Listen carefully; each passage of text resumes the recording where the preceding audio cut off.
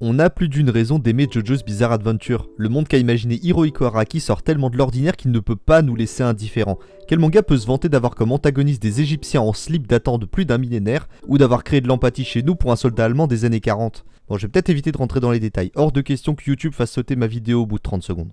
Bref, pour arriver à une prouesse pareille et surtout à l'époque de sa sortie, les années 80-90 on le rappelle, on peut expliquer ça de plusieurs façons, mais la principale selon moi est la qualité des antagonistes de chaque partie. Et même si évidemment les JoJo portent toujours la leur sans exception, la place d'ennemi juré du héros est une place assez particulière dans une histoire. Si son écriture est ratée, c'est compliqué voire impossible d'y accrocher puisqu'on ne peut pas percevoir ni le danger ni les réels enjeux de l'histoire. Araki est devenu un maître dans ce domaine et est arrivé à nous présenter des ennemis très différents les uns des autres sans perdre en qualité d'écriture pour autant. Mais pourquoi est-ce que ces antagonistes sont aussi populaires? C'est ce qu'on va essayer de voir dans cette vidéo en présentant ceux des 5 premières parties. Alors pourquoi pas les derniers? Eh bah ça fera peut-être le sujet d'une autre vidéo. En attendant, je vais laisser les retardataires se mettre à jour sur la fin de la 6ème partie en animé et peut-être commencer à lire le manga, et je vous souhaite à tous un bon visionnage. Dio Brando. C'est compliqué de parler d'antagoniste de JoJo sans parler du plus iconique, celui qui a été une menace le plus longtemps dans le manga et probablement celui dont l'influence s'étend le plus dans l'histoire, même après sa mort. Dio Brando est effectivement le méchant de la partie 1 et 3 de JoJo's. Au premier abord simple orphelin se faisant recueillir chez les Joestar, Dio est en réalité un être calculateur et ne reculant devant rien dans sa quête de pouvoir. Il cherchera dans un premier temps à détruire Jonathan, le héros de Phantom Blood, notamment en tuant son chien, en volant un baiser à son premier amour Erina et en le surpassant dans tous les domaines où il excellait avant son arrivée. Il passe à la vitesse supérieure en volant le fameux masque de pierre qui lui permet d'accéder à une autre forme de pouvoir, l'immortalité. Il se transforme en vampire en sacrifiant le père de Jonathan, George Joestar. Cet incident poussera Dio à une toute autre dimension dans l'antagonisme. On comprend à ce moment que Dio ne cherche pas simplement du pouvoir, il cherche à remodeler l'univers selon ses moindres désirs, et il ne reculera devant rien pour y arriver. Devenir plus puissant, manipuler les gens, et même voler le corps de son frère adoptif afin de pouvoir continuer à vivre. C'est un ennemi mégalomane et atypique comme on en voit très peu, il a inspiré un bon nombre de personnages dans d'autres univers, Hisoka dans Hunter x Hunter est l'exemple le plus populaire. A l'époque de sa sortie, la partie 1 Phantom Blood sortait déjà du lot, entre des mangas comme Dragon Ball, Senseiya ou City Hunter par exemple. Et je pense que la popularité de Dio découle en partie de son atypisme. Araki propose un méchant se situant à des années-lumière de ses concurrents de l'époque. De plus, avoir un premier antagoniste comme Dio lui permet de poser les bases de son manga. En effet, Araki n'hésite pas à écrire des personnages sortant de l'ordinaire et avec une psychologie bien à part mais qui reste cohérente tout au long de leur existence. Parce que oui, Dio est un ennemi voulant devenir toujours plus puissant, mais il est parfaitement conscient de la gravité de tout ce qu'il a fait pour en arriver là. Il a aucun remords parce qu'il juge que tous les êtres humains sont inférieurs à lui et que tout ce qu'il a fait était nécessaire pour son évolution. J'en veux pour preuve cette phrase qu'il a dit à Zeppeli, qui lui demande combien de personnes il a tué pour absorber leur sang, et toi, combien de tranches de pain as-tu mangé depuis que tu es né? Un vrai antagoniste en somme, intelligent, égoïste, très puissant, mais aussi extrêmement charismatique. Je pense qu'on peut dire qu'il représente le mal incarné et sous les meilleurs traits possibles. Les hommes du pilier.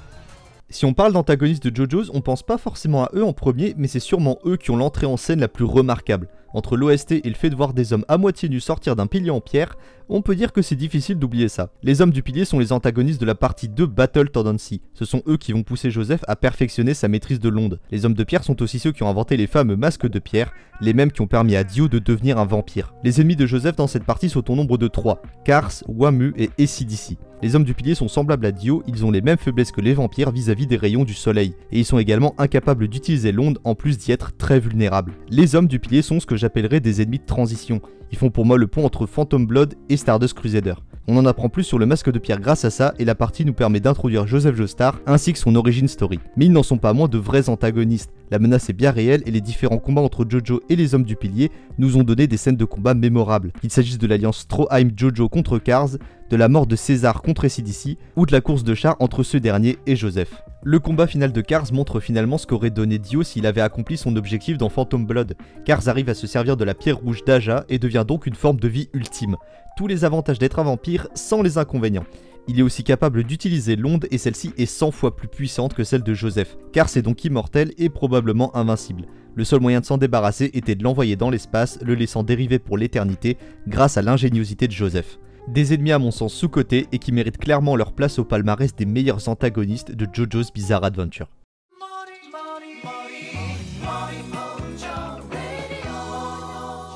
Kira Yoshikage.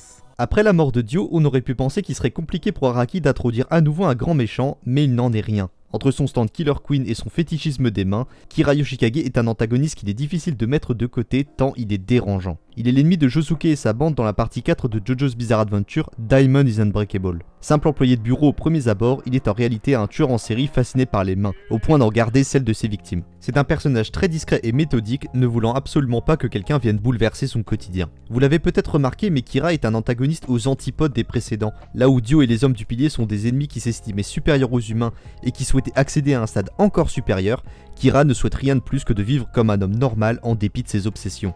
Sa popularité est aussi due évidemment à son stand, Killer Queen, capable de transformer tout ce qu'il touche en bombe et lui permet de commettre ses meurtres sans laisser aucune trace. Ce pouvoir a inspiré une seconde fois Togashi puisque le pouvoir de Boomer dans l'arc Grid Island de Hunter x Hunter est exactement le même. Vers la fin de la partie 4, il se fait à nouveau toucher par la flèche et obtient un autre pouvoir très utile, celui de remonter le temps avec Bite the Dust, lui permettant d'être encore moins suspect aux yeux des gens. C'est un de mes antagonistes préférés du manga, pourtant c'était pas gagné puisque c'est probablement le plus faible de tous ceux dont je vais parler aujourd'hui. Pourtant je trouve personnellement que c'est un méchant très intéressant sur le plan psychologique. Voulant simplement vivre une vie normale en dépit de ses pulsions meurtrières et de ses fétichismes, Kira est prêt à tuer quiconque capable de bouleverser son quotidien, réglé comme du papier à musique. Selon moi, ce qu'il rattrape contrairement aux ennemis des parties précédentes, c'est qu'il veut être un humain normal. Avec les capacités de son stand, tuer toutes les personnes sur sa route avant qu'elles soupçonnent quoi que ce soit n'aurait pas été si difficile, mais c'est pas ça qu'il veut. Kira veut avant tout montrer au monde entier qu'il est monsieur tout le monde, allant même jusqu'à voler l'identité et l'apparence d'un innocent et intégrer sa famille afin de tromper les apparences. Sachant pertinemment que la société ne peut pas accueillir les gens comme lui, il se cache et espère juste ne jamais se faire prendre. C'est un méchant assez atypique que nous propose encore une fois Araki et il nous montre encore une fois qu'il est très doué dans ce domaine. Diavolo. Pour terminer cette vidéo, je vais parler d'un méchant au moins aussi étrange que le précédent et dont le sound design du stand me donne personnellement des frissons. Diavolo est le boss du gang passionné durant la partie 5 de JoJo's Golden Wind, il est donc l'ennemi de Giorno Giovanna et de sa bande. J'allais dire encore une fois que Diavolo est un méchant assez atypique, mais c'est le cas d'absolument tous. Vous l'aurez compris, Araki écrit toujours des personnages en dehors des standards communs. Celui-ci a plusieurs particularités. Tout d'abord, contrairement aux autres, on ne connaît sa véritable apparence que très tard. Quand il apparaît pour la première fois, c'est dans l'ombre et on ne voit que son stand, King Crimson. Ses apparitions suivantes se feront à travers son alter ego, Doppio. C'est sa deuxième particularité. Diavolo est un personnage qui souffre d'un dédoublement de personnalité. Quand il change d'alter ego, il change de voix, d'apparence, et on peut même dire que ses capacités diffèrent un peu, puisque Doppio ne possède qu'une fraction des pouvoirs de King Crimson. Doppio est persuadé d'être un humain à part entière, toujours en communication directe avec le boss. Enfin, on en vient à son dernier point distinctif, son stand King Crimson. Avec lui, Diavolo dispose de pouvoirs similaires à Dio, il est même en théorie plus puissant que The World, mais ça c'est un autre débat. Là où ce dernier peut arrêter le temps, King Crimson peut le supprimer. Par là j'entends supprimer un laps de temps dans lequel ses victimes ne se souviendront pas de ce qui s'est passé. Cela peut affecter n'importe quel moment, qu'il s'agisse d'un moment où le temps s'écoule normalement, ou d'un moment où le temps est arrêté via le pouvoir de The World ou de Star Platinum. Mais même s'il a un profil plus qu'étrange et des capacités complètement cheatées, Diavolo n'est pas un antagoniste si populaire que ça comparé aux autres. Malgré ça, je trouve que c'est un excellent ennemi pour une partie de JoJo's. Pour commencer, et c'est quelque chose dont on ne parle pas assez à son sujet, mais il a un background assez effrayant. Ayant tué toutes les personnes qui étaient proches de lui quand il était jeune, on comprend que c'est quelqu'un qui ne souhaite sous aucun prétexte qu'on apprenne son passé. Mais ça va plus loin que ça, il ne souhaite pas lui-même affronter ses actes et leurs conséquences. Il veut tuer sa propre fille car c'est le seul héritage de cette époque qui lui reste. Le passé est la seule chose qu'il ne peut pas contrôler, et il voit ça comme une faiblesse, alors il essaye de le masquer aux yeux du monde. Golden Wind est une partie qui aborde la question du rapport au destin, et l'opposition Giorno-Diavolo est évidente à ce sujet. Là où Giorno pense qu'on forge son propre destin et que celui-ci n'est pas une fatalité, Diavolo apporte une grande attention au sien, voyant son passé comme une faiblesse qu'il doit surmonter quel qu'en soit le prix. Mais il pense également que le destin lui a toujours été favorable jusque-là, considérant le don de son stone comme la preuve qu'il doit régner sur le monde, et allant même jusqu'à penser que sa mort ne peut pas arriver. Golden Experience Requiem envoie Diavolo dans une boucle où il va mourir en continu, sans jamais réellement rejoindre l'au-delà. Aucune de ses actions n'aura le moindre impact, il va juste continuer à mourir pour l'éternité. Si jamais le personnage vous intéresse, le youtubeur Jojo a fait une vidéo très intéressante sur lui et sa psychologie. C'est un antagoniste très bien écrit, de ses capacités à son histoire. Araki n'a rien négligé et lui a offert une fin aussi terrifiante que ses actes. La partie Golden Wind est une de mes préférées, et c'est en grande partie grâce à ce personnage et son opposition naturelle au protagoniste.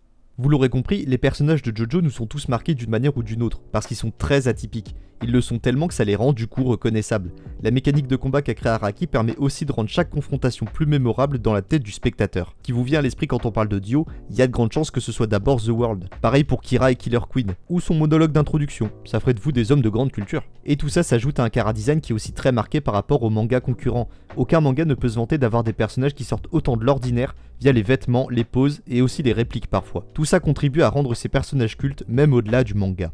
C'est l'impression que j'ai quand je regarde l'anime de 2010. JoJo a bénéficié d'une reconnaissance encore plus grande grâce à lui.